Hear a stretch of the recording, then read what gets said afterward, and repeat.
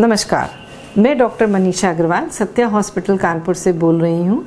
आजकल मेरे पास ऐसी तमाम मरीज़ आ रही हैं जो यंग एज में, जैसे कि 25 साल की, 20 साल की, इवन 18 साल की, जिनको कि माहवारी की दिक्कत होती है और जब हम अल्ट्रासाउंड कराते हैं तो निकलता है कि यूट्रस में गांठ है, जिसको हम कॉमनली फाइब्रॉयड भी कहते हैं।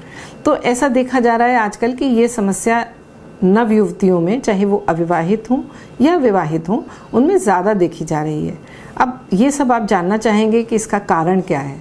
इसका कारण एक तो हमारी जीवन शैली में बदलाव है, लैक ऑफ फिजिकल एक्टिविटीज़ हैं, जिससे कि यूट्रस में एबनॉर्मल कॉन्ट्रैक्शंस होते हैं यूट्रस की मांसपेशियों में और ये गांठ का रूप धारण कर लेते हैं। एक कारण ऐसा भी माना जाता है कि यदि एक उचित अवस्था में, उचित उम्र पर गर्भाशय गर्भाधान नहीं कर पाता है या बच्चा जिसे कहें कि नहीं आ पाता है, तो हार्मोनल डिस्टर्बेंस की वजह से भी ये गांठें बन सकती हैं।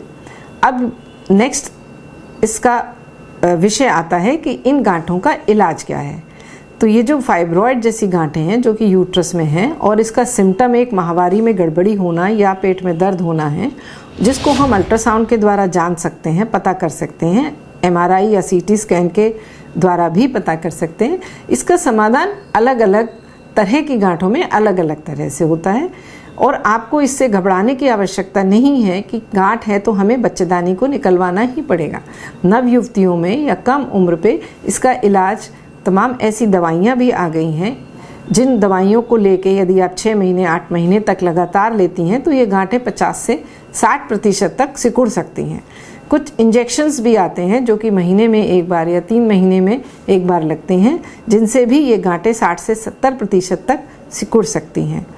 उसके अलावा बड़े शहरों में एडवांस सेंटर्स पे एक आर्टीरियल एम्बोलाइजेशन एक टेक्निक है, जिसमें कि जो खून की नलिका ट्यूमर को ब्लड सप्लाई करती है, उस नली को ब्लॉक कर दिया जाता है एम्बोलस के द्वारा, जिसको कहते हैं हम आर्टीरियल एम्बोलाइजेशन, जिसके द्वारा, अर्थात इसको आप साधारण भाषा में ऐसे समझिए कि ट्यूमर का खाना पानी बंद कर दिया गया, तो वो गांठ काफ़ी हद तक सिकुड़ जाती है क्योंकि उसका खाना पानी बंद हो गया है। फिर भी यदि ये सफलता ना मिल पाए इनमें और या गांठ बड़ी हो या ऐसी जगह पे हो कि वहाँ तक दवाइयाँ असर नहीं कर रही हैं, तो एक सर्जरी है मायोमेक्टमी, जिसमें कि हम केवल उस गांठ को ही निकालते हैं और बच्चेदानी को और गर्भाशय को बचा लिया जाता है। मुझे याद है ऐसी एक मरीज़ मेरे पास आती थी 28 साल की उम्र में, उसकी बहुत बड़ी, इतनी बड़ी गांठ, अराउंड 15 बाई 15 सेंटीमीटर की गांठ हो गई थी। उसको हमने समय रहते निकाल दिया और फिर उसको एडवाइस दी, सलाह दी कि भाई समय रहते 2 साल के भीतर वो विवाह कर लें और गर्भाधान कर लें, तो शायद ये गांठ फिर ना हो, और ऐसा ही हुआ भी। तो अगर आप गांठ का इलाज कराते हैं तो आपको ये सलाह दी जाएगी कि यदि आप उचित समय के अंदर अंदर विवाह करके गर्भधारण कर लें तो ये गांठ आगे ना बने, क्योंकि वो हार्मोन्स जो इसके लिए जिम्मेदार हैं वो प्रेगनेंसी की वजह से नॉर्मलाइज हो जाते हैं। फिर भी यदि ऐसा आपके सामने अवसर आ ही जाता है या मजबूरी आ ही जाती है कि आपको ऑपरेशन कराना ही पड़ रहा है, तो केवल गांठ निकालने से भी आपका इलाज समय रहते संभव है।